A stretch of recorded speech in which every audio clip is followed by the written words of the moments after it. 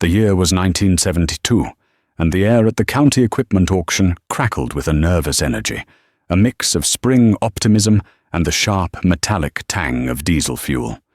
I stood near the back, my hands shoved deep in the pockets of my canvas work coat, the collar turned up against a persistent March wind that carried the last bite of winter.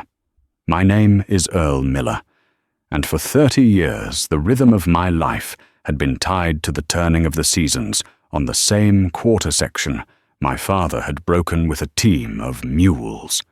Up on the block, the auctioneer's chant was a hypnotic, rhythmic drone, selling off the remnants of the Henderson place.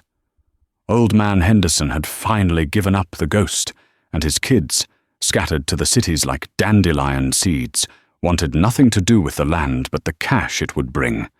A parade of tired, sun-faded metal rolled past. A Massey Harris 44 with one good tire, a John Deere B that hadn't run in a decade, a rusty New Holland baler. The crowd picked at it like crows on a carcass, quiet and efficient. But that wasn't what had everyone buzzing. The real show was over by the dealership tent, where a brand-new John Deere 4630 sat gleaming under the pale sun. It was a monster, a vision of the future painted in green and yellow. Its tires were taller than I was, the cab a glass and steel fortress against the heat and dust, with a radio and maybe even air conditioning. It looked less like a tractor and more like something designed to conquer a small planet. And standing beside it, chest puffed out like a banty rooster, was Frank Gable. Frank had the farm just down the road from me. His daddy had been a good man, a friend of my father's. But Frank was a different breed. He was young, ambitious, and had a smile full of teeth that never quite reached his eyes. He saw farming not as a way of life, but as a business to be leveraged, expanded, and conquered. He caught my eye and sauntered over, leaving the circle of fawning admirers by his new machine. He had that easy, confident walk of a man who'd never known a day of real doubt. "Morning, Earl," he said, his voice a little too loud. "Come to pick up a few spare parts for that museum piece of yours?" He was talking about my tractor, my 1967 Farmall 806. It was parked over by the fence line, looking stout and dignified next to the newer, flashier equipment. Its International Harvester red paint was faded to a dull orange on the hood and fenders, worn down by sun and work. There were grease stains around the hydraulic fittings that no amount of scrubbing could remove, and a spiderweb crack in the corner of one of the rear work lights. But that German diesel engine, the D361, was the most honest piece of machinery I'd ever known. It started with a gruff, smoky bark on the coldest winter mornings and settled into a low, throbbing idle that you felt deep in your chest. It was mine. Every nut, every bolt, every gallon of high-tran fluid in its belly. Paid for. "She runs fine, Frank," I said, my voice flat. "Doesn't owe me a dime." Frank laughed, a short, sharp sound. "That's the problem, Earl.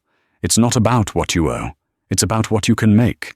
You can't make money turning 2 furrows at a time. This is the 70s. You gotta think big." He gestured with his thumb back toward the massive John Deere.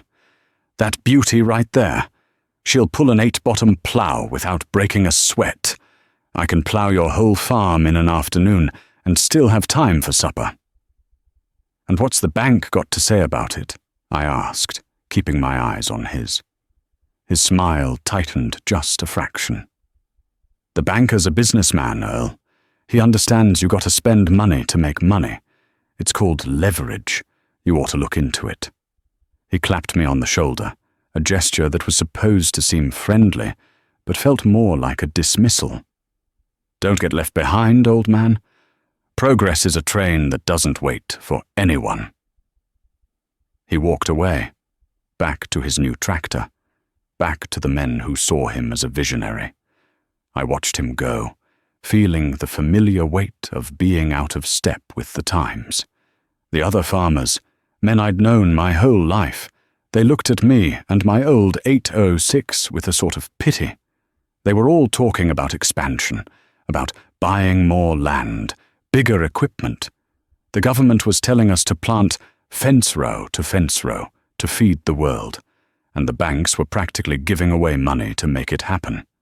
Frank was just the loudest voice in a growing choir. I looked at my Farmall. My father had bought its predecessor, a Farmall M, the year I was born. I learned to drive on that tractor, my small hands barely able to reach the clutch pedal.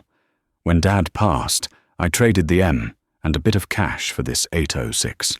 It was the biggest tractor in the county at the time. I remembered the day it was delivered, the dealer unloading it from the truck, the paint so shiny it hurt your eyes. I'd felt like a king. It had helped me raise a family, pay my bills, and put food on the table for 15 years. It was more than a machine. It was a partner. It represented a simple creed my father had beaten into my head. If you can't pay cash for it, you can't afford it. Frank's new John Deere represented a different creed altogether, one that was seductive and dangerous. It whispered of easy power, of dominating the land instead of working with it. It promised wealth, but its price was a signature on a dotted line, a chain that tied you to a banker's desk in town.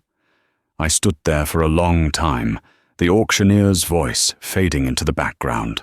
The wind whipped around me, and I could almost hear two futures calling. One was loud, shiny, and green. The other was quiet, faded, and red. Now, before we go any further into this story, I have to ask you something. I want you to think back. What was the first tractor you ever drove? Was it an old war horse like my Farmall, with its open station and stiff levers? Or was it one of those newer models with a quiet cab and a radio? I want to know. Tell me about that machine in the comments below. I read every single one, and I want to hear your stories. The spring of '73 brought heavy rains, turning the black Iowa soil into a thick, greedy mud that clung to boots and tires. Down the road, Frank's new 4630 sat idle for weeks, its massive tires too heavy for the saturated ground. He paced his machine shed like a caged animal, the interest on his big loan ticking away with every drop of rain. My Farmall 806, being lighter on its feet, could get into the fields a full week before him. It was slow going. The dual rear wheels, loaded with calcium chloride for traction, churned and slipped, the diesel engine barking under the strain as I pulled the 5-bottom plough. The sound was a deep, guttural roar that echoed across the valley, a testament to pure mechanical effort. I didn't have a cab, just an open station. The damp, earthy smell of the newly turned soil filled my lungs. Mud splattered my face and caked my jeans. By the end of each day, every muscle in my body ached from wrestling the stiff steering wheel and feathering the clutch. But the furrows behind me were straight and true. Frank, when he finally got his rig into the field, made a spectacle of it. He worked under bright floodlights late into the night. The enclosed sound guard cab, a warm, glowing box moving across the dark landscape. He was a man in a hurry, trying to make up for lost time. He ploughed faster and deeper than I could, his big chisel plough ripping through the soil, leaving a rough, choppy surface that I knew would need more passes to work into a proper seedbed. He was fighting the land, trying to beat it into submission with sheer horsepower. That summer, my 806 started showing its age. The torque amplifier, the 2-speed power shift that gave the Farmall its guts, began to slip. When I was pulling the cultivator through the tall corn, I'd step on the TA pedal to gear down for a tough spot, and instead of a solid clunk and a surge of power, I'd get a whining hesitation, the engine racing for a moment before the lower gear reluctantly engaged. It was a sign of worn clutch packs, a problem that wouldn't fix itself. Frank drove by one afternoon in his shiny new Ford pickup, while I had the cultivator raised, listening to the transmission whine. He pulled over, rolling down his electric window with a smug grin. "Sounds a little sick, Earl," he shouted over the idle of his truck. "Might be time to put the old girl out to pasture." "She's just clearing her throat," I hollered back, not giving him the satisfaction. But I knew he was right. That winter, I backed the 806 into the machine shed for surgery. It was a cold, bitter January, the kind where the wind finds every crack in the walls and your breath hangs in the air like smoke. I hung a chain hoist from the main beam, lit the propane heater, and got to work. Splitting a tractor of that size is no small feat. It's a careful, deliberate process. First, I drained the 17 gallons of high-tran fluid, the lifeblood of the transmission and hydraulics. The oil, thick from the cold, trickled out slowly, smelling faintly of burnt friction plates. Then came the disassembly. I disconnected the fuel lines, the throttle linkage, the wiring harness for the lights, the power steering hoses, each one tagged with a piece of masking tape and a note scribbled in pencil. I blocked up the front end securely with heavy timbers, then started loosening the big bolts that held the engine and clutch housing to the transmission case. They were stubborn, frozen with rust and years of grime. I had to use a 3/4-inch breaker bar with a long piece of pipe slipped over the handle for leverage, my muscles straining against the cold, unyielding steel. Finally, with a groan of protest, the two halves separated. I rolled the front end, engine, front axle, and all away from the rear, exposing the tractor's guts. The torque amplifier unit was right there, inside the bell housing. Pulling it out was a heavy, greasy job. The unit itself, a complex assembly of planetary gears and clutch packs, weighed nearly 100 pounds. I laid it out on my workbench, piece by piece, following the diagram in the worn, oil-stained service manual. The clutch plates were worn smooth, glazed and blackened. The springs were weak, and one of the carrier bearings felt rough when I turned it by hand. I spent the next 3 days cleaning every gear and shaft in the parts washer, the solvent stinging my chapped hands. I couldn't afford new parts from the dealer, not for a job this big. So I took a trip over to Miller's Salvage, a sprawling graveyard of forgotten farm machinery. I spent a whole afternoon wading through snowdrifts, searching for a donor tractor. I finally found it. An 806 that had been wrecked in a fire, its rear end melted and twisted, but the front half was untouched. I haggled with Old Man Miller and got the whole TA unit for $50 and a promise of a bushel of sweet corn come summer. Back in my shop, I carefully disassembled the salvage unit, selecting the best-looking clutch plates and the strongest springs. It was like performing a transplant. I meticulously reassembled my TA, checking the clearances with a feeler gauge, packing the bearings with fresh grease. The satisfaction of it was deep and quiet. This was something Frank, with all his money, couldn't do. He wouldn't know where to start. If his new Deere broke down, he'd just make a phone call, and a dealership mechanic in a clean uniform would show up with a truck full of new parts and a bill to match.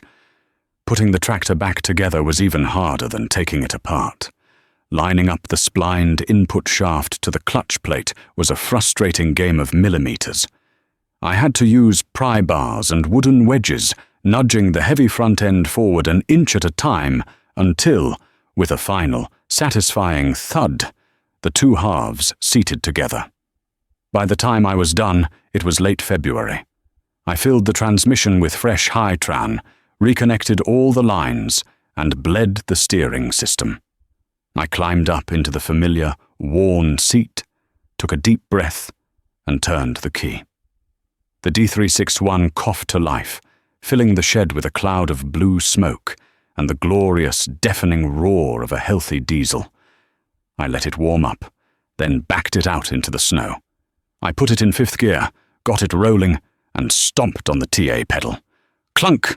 The tractor lurched as it dropped into low range, the engine digging in, the tires biting into the frozen ground. A surge of raw power. I did it again. Clunk. Perfect. Solid. Honest. I let out a breath I didn't realize I'd been holding. A slow smile spread across my face. My partner was back, stronger than ever. The folks at the coffee shop in town could whisper all they wanted. They could call me a stubborn fool, a relic. But I knew my machine, inside and out. I didn't have a payment book, but I had this, the knowledge and the grit to keep my iron in the fight. And in the years to come, that would prove to be worth more than all the credit in the world. The mid-70s rolled in on a wave of prosperity that felt as big and unstoppable as the sky over the heartland. Grain prices, pushed up by huge sales to the Soviet Union, shot through the roof. Corn was fetching over $3 a bushel, and soybeans were even higher. Land values doubled, then tripled. It was a gold rush, and the fuel for it was cheap, easy credit.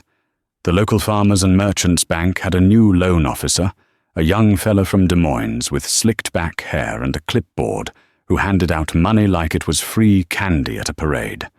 Frank Gable was his best customer. With the profits from his first few years with the big John Deere and a new line of credit that seemed to have no limit, Frank went on a buying spree. He bought the Henderson place at auction, adding 160 acres to his operation. Then he bought the 80 acres that bordered my farm to the north, a piece of ground I'd always coveted. Suddenly, my quarter section felt like a small island in the middle of the vast Gable empire. His equipment got bigger, too. The 4630 was relegated to lighter duties. His main tillage tractor was now a brand-new International Harvester, 14R6, a V8-powered beast with gleaming chrome stacks that bellowed a deep, intimidating roar you could hear 2 miles away.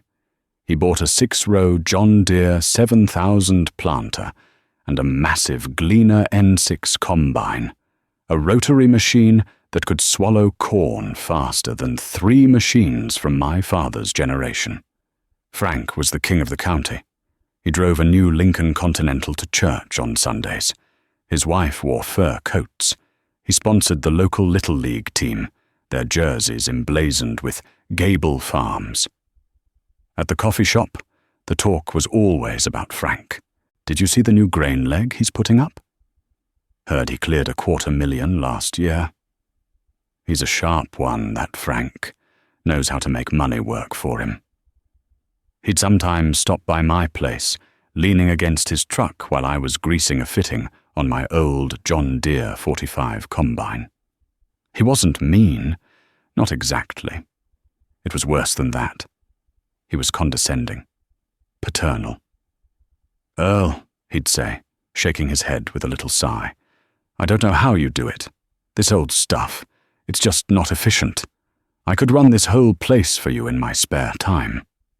One day, in the fall of '78, he made his move. He caught me at the end of the lane as I was coming in from the fields. The sun was setting, painting the sky in shades of orange and purple. The air was cool and smelled of ripe corn and diesel exhaust. "Earl," he started, getting right to it, "I want to make you a serious offer. I'll buy you out. Land, house, buildings, everything. I'll give you a price so good you won't have to work another day in your life. You and Martha can move to town, maybe buy one of those new condos by the golf course. Take it easy. You've earned it." I shut down the 806, and the sudden silence was startling. I looked at him, then looked past him at my farmhouse, the light on in the kitchen window where Martha was making supper. I looked at the barn my grandfather had raised, its gambrel roof a dark silhouette against the fading light. This wasn't just a business. This was my life. It was the only thing I'd ever known. "It's not for sale, Frank," I said, my voice quiet but firm. He looked genuinely stunned. "Not for sale? Earl, be realistic. Land prices have never been higher. This is your chance to cash out at the top. In 5 years, who knows? This boom can't last forever." "Then I guess I'll still be here in 5 years," I said, climbing down from the tractor. He stared at me, his expression shifting from disbelief to pity. "You're a stubborn old fool, you know that. Your pride is going to cost you everything. I'm offering you a golden parachute, and you're choosing to go down with the ship." "It's my ship, Frank," I said. "I'll decide where it sails." He just shook his head, got back in his truck, and drove off, kicking up a cloud of dust. I stood there for a long time, the engine of the Farmall ticking as it cooled. What he said stung, because a part of me knew he might be right. I wasn't getting rich. Every year was a struggle. While Frank was buying new machinery, I was patching tires and welding cracked implements. While he was taking vacations to Florida, Martha and I were canning vegetables from her garden to get us through the winter. The whole community saw me as a failure, a man too stubborn and backward to see the golden opportunity right in front of him. Even Martha, who stood by me without complaint, had a perpetual worry etched in the lines around her eyes. That winter, the winter of '79, was a harsh one. The snow was deep, and the temperatures stayed below zero for weeks. I spent my days in the shop, overhauling the engine on my old combine, my hands numb with cold despite the propane heater. At night, I'd sit by the radio in the kitchen, listening to the news. The reports were filled with things I didn't fully understand, but they made my gut tighten. An oil crisis in a country called Iran, gas lines in the cities, and a new man at the Federal Reserve, a grim-faced fellow named Paul Volcker, who was talking about breaking the back of inflation with something called tight monetary policy. One evening, the local radio station had an interview with a farm economist from the State University. "These land values are based on 2 things, the professor said, his voice tinny through the small speaker: high commodity prices and low interest loans. If either one of those pillars crumbles, the whole structure could come down." Then he said something that sent a chill down my spine. "The prime interest rate is already at 12%. We're hearing talk from Washington that it could go to 15%, maybe even 20% before this is over. A farmer who is leveraged to the hilt right now is sitting on a powder keg, and the fuse is lit." I turned off the radio and sat in the quiet darkness of the kitchen. Outside, a bitter wind howled around the corners of the old farmhouse, and in the distance, carried on that wind, I could hear the faint, rhythmic beeping of a heavy machine. It was Frank. He was using his new bulldozer to clear a fence row in the frozen darkness, making 2 of his fields into one massive one, getting ready for the next year's planting. It was the sound of ambition, of progress, of the future. But sitting there in the dark, with the professor's words echoing in my head, it sounded to me like a ticking clock. The good times were rolling, but the ground was starting to shake beneath our feet, and I had a terrible feeling that when the music stopped, I'd be one of the only ones left with a chair to sit on. The new decade arrived not with a bang, but with the cold, quiet slam of a door. In January of 1980, President Carter announced a grain embargo against the Soviet Union. The news came over the radio like a death sentence. The market that had fueled our prosperity, the endless demand that had justified the massive loans and the fence-row-to-fence-row planting, vanished overnight. The price of corn plummeted from over $3 a bushel to barely $2. and it was still falling. The foundation of our world had cracked. You could feel the change in the air, a tension that was thicker than the summer humidity. The easy confidence at the coffee shop was replaced by hushed, worried conversations. Men who had been bragging about their new four-wheel drive tractors a year earlier were now staring into their cups, their faces grim. The slick-haired banker from Des Moines wasn't smiling anymore. His office door, once always open, was now usually closed. Frank Gable took the news the hardest. His entire operation was built on the assumption of high prices and endless growth. He had forward contracted thousands of bushels at a price he could no longer get, and he had payments to make. Huge payments on the land, on the new grain leg, on the fleet of iron that now sat gleaming and idle in his massive machine shed. That summer was hot and dry. The sky was a pale, washed-out blue for weeks on end, and the corn leaves began to curl in on themselves, a desperate attempt to conserve moisture. It was the kind of weather that frayed a man's nerves raw. I watched Frank from my fields. He was always moving, always in a hurry, driving his pickup too fast down the gravel roads, a plume of dust trailing behind him like a frantic ghost. The easy smile was gone, replaced by a permanent scowl. The cracks were beginning to show. His big IH 1466, the one with the roaring V8, started having trouble. I'd hear it from across the field, the engine note faltering, coughing black smoke. He was pushing it too hard, trying to get his fieldwork done in record time, as if speed could somehow outrun the bank notices. One afternoon, I saw it sitting dead in the middle of the field, a dealership service truck parked beside it. The mechanic, a young kid in a clean jumpsuit, had the fuel injection pump pulled apart, its intricate pieces laid out on a fender cover.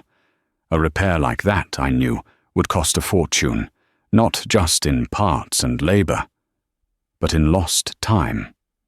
The real disaster, though, came that fall.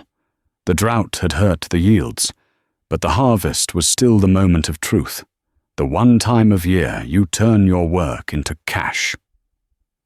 I was out on my old John Deere 45, a simple, clattering machine from the early 60s. It was slow, and I had to stop every few hours to clear a clog or tighten a belt, but it was mine, and it worked.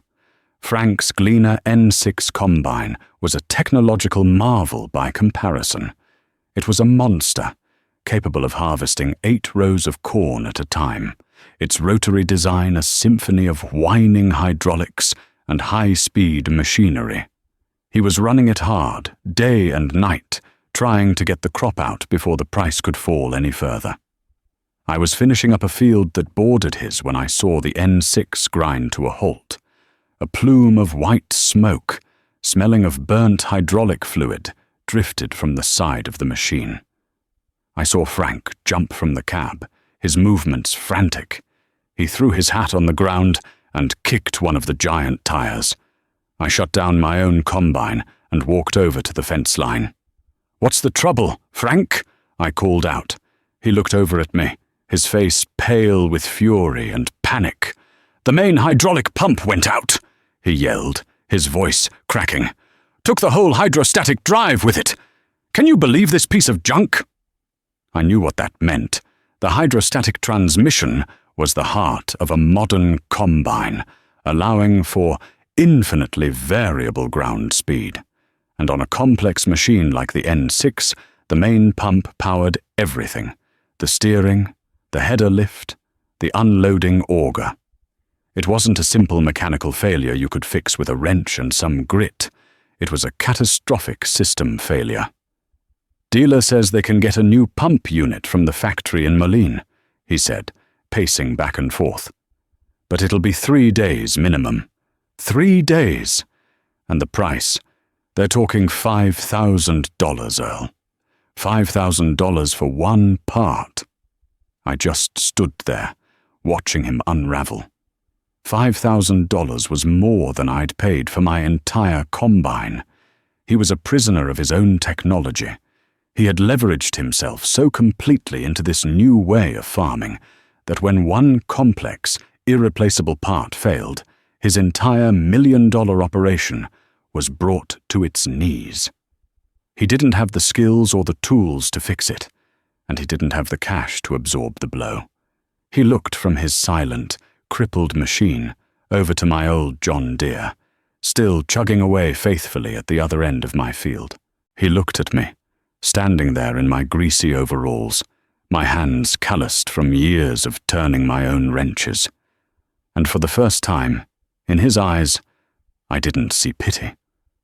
I saw a flicker of something else, a desperate, terrifying envy. The train of progress he had been so proud of riding had just jumped the tracks, and he was trapped in the wreckage. The winter of 1981 was the quietest I can ever remember. It was as if the whole county was holding its breath. The news from the Federal Reserve was relentless.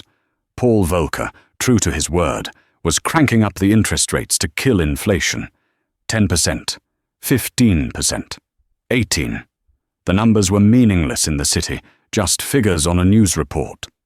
But out here, they were sledgehammers, and they were aimed directly at the heart of the American farm.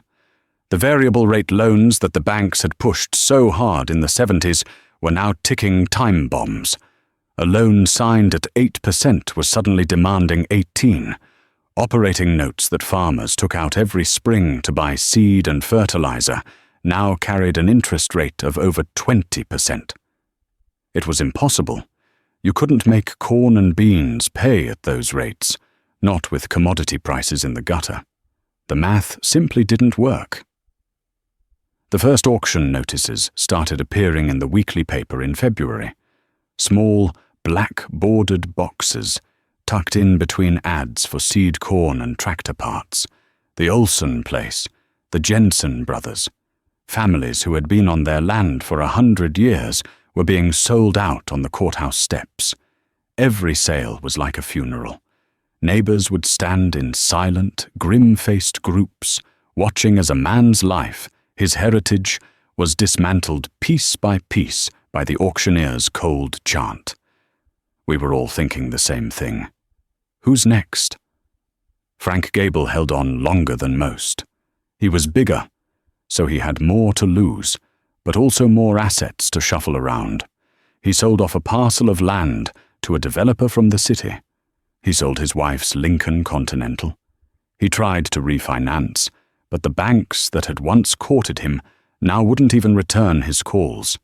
The interest was compounding, growing like a cancer, devouring his equity, eating away at his soul. I'd see him in town, and he looked like a different man. He'd lost weight, and his eyes were hollow and haunted. The cocksure swagger was gone, replaced by a stooped, defeated shuffle. He stopped going to the coffee shop. He stopped going to church. He was a ghost, haunting the edges of the life he had built.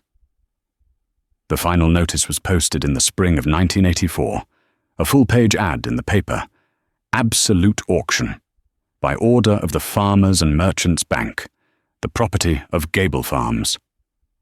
The list went on for 2 columns, over 1,000 acres of prime black dirt, a modern house, 6 grain bins, and a line of machinery that would have made a dealership blush, the IH-1466, the Gleaner N6, the John Deere 46630 that had started it all.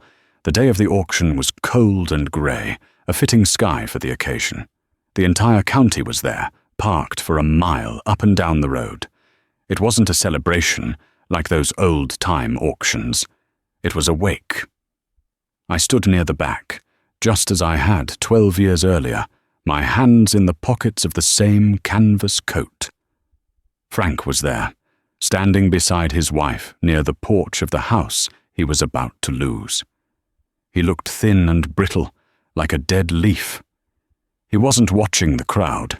He was staring off at the horizon, at the land that was no longer his. The auctioneer started with the small items, the tools, the shop equipment. The bidding was slow, reluctant. No one wanted to be seen as a vulture, picking over the bones of a neighbor's dream. Then came the machinery. The big 1486, which had once seemed so powerful and intimidating, now just looked sad and tired.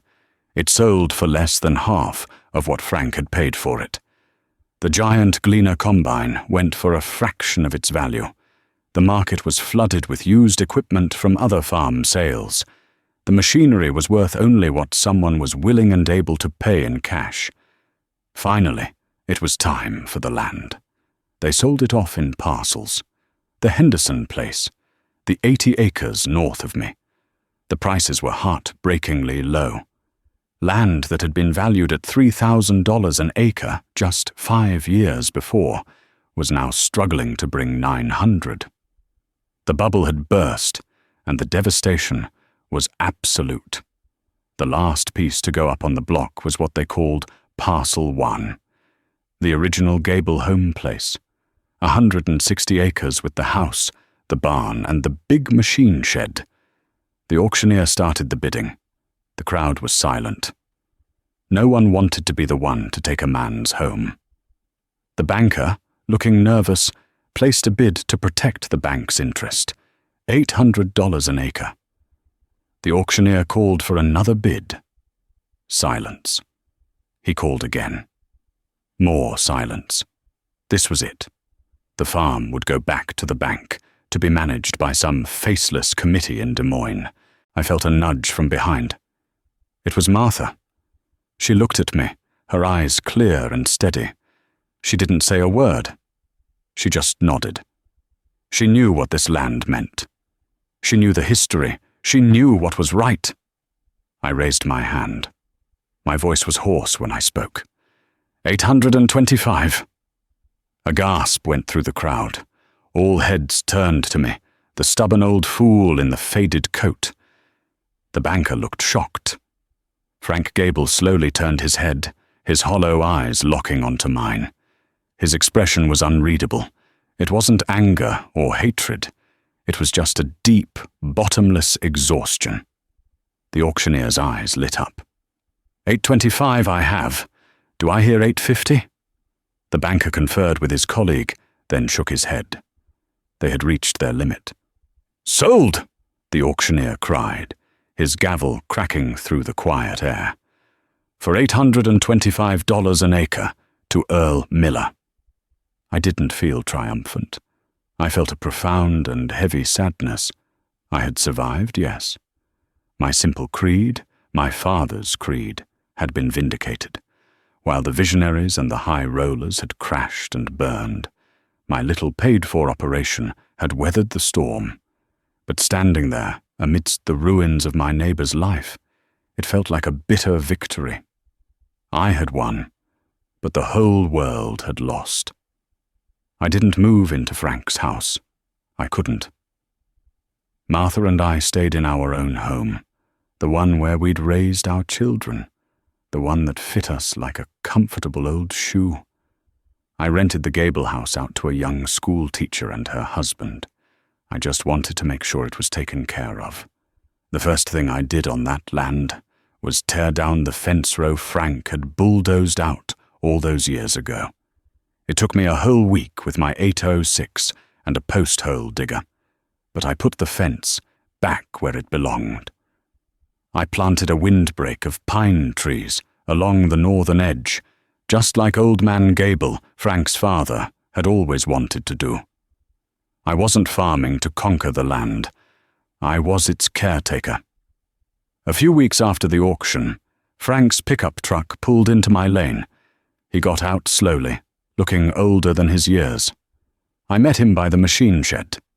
We stood there for a long time, not saying anything, the silence stretching between us. I came to thank you, Earl, he finally said, his voice quiet. Thank me for what? For buying the home place, he said, looking over at the farmhouse in the distance, for not letting it go to the bank, for keeping it whole. He swallowed hard. I heard you put the fence back. Felt right, I said. He nodded. My dad always said that Fence Row was the best place on the farm to find quail. He kicked at a loose piece of gravel. I'm heading out to Colorado. My wife's brother has a construction business. Said he can give me a job. That's good, Frank. A new start. It's not farming, he said, and the simple finality of that statement hung in the air. Earl, I was wrong. About everything. I thought you were a fool, stuck in the past. But you weren't. You were just wise. You knew the difference between wealth and money. I had a lot of money, for a while, but you were the wealthy one all along. He stuck out his hand. It was soft, not the calloused hand of a man who fixed his own machinery. I shook it. It was the first time we had ever touched as equals. Good luck, Frank, I said. He got back in his truck and drove away. I never saw him again. The 80s were lean years, but they were good years for us. With the extra land, paid for in cash, I was able to make a decent living, even with low grain prices. My son David, who had gone off to college to study agriculture, decided to come back home. He said he wanted to farm, but he wanted to farm my way. He had seen what happened to the men who chased the latest trend, and it had scared him straight. The community changed. The men who were left were humbler, more cautious. The talk at the coffee shop was no longer about expansion and leverage. It was about soil conservation and managing input costs.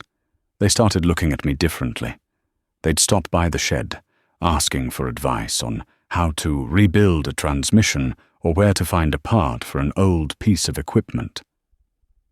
I wasn't the county relic anymore. I was the one who had seen the storm coming and had built his house on a rock. One Saturday afternoon, years later, I found David in the shop, standing over the old Farmall 806. He had the valve cover off the D361 engine and was carefully adjusting the valve lash with a feeler gauge and a set of wrenches, just as I had taught him. He was covered in grease, a smudge of it on his cheek, and he was whistling. He looked up when I came in and smiled. Just giving the old girl a tune-up, Dad? She was sounding a little sluggish. I stood there, watching him, my heart swelling with a quiet pride. The tractor looked its age now. The red paint was almost completely gone from the hood, faded to a soft, pinkish-orange patina. The tires were cracked with age, and the seat was patched with duct tape. But the engine, under my son's careful hands, purred with that same deep, honest rhythm I had known my whole life. Your grandfather, I said, my voice a little thick. He always said a man should know his machinery better than he knows his own neighbors. Said you can't always count on your neighbors, but you can always count on good iron if you treat it right. David tightened a lock nut and wiped his hands on a rag. He was right, Dad. He was right. I walked over and put my hand on the warm hood of the tractor. This machine was more than steel and paint and diesel fuel. It was a testament. It was the story of our family. It had seen drought and flood, boom and bust. It had outlasted the shiny, new, expensive machines that were now rusting away in salvage yards. It had outlasted a whole philosophy of farming that had proven to be a fool's errand. I looked out the open door of the machine shed, across the fields that stretched out before me, green and full of life. My land. Frank's old land. All of it tended with care, free and clear. In the distance, I could see my grandson, just a little fella, riding his bicycle down the lane. Another generation, growing up in the quiet security that this old tractor had helped provide. Frank had told me that progress was a train that doesn't wait. He was wrong. True progress isn't about speed or size or leverage. It's about endurance. It's about knowing what's real, what lasts. It's about building a life on a foundation so solid and so true that no storm, no matter how fierce, can ever wash it away. And as the sun began to set, casting long shadows across the yard, the gentle, ticking cool down of that old German diesel was the only sound I needed to hear. It was the sound of peace. It was the sound of home,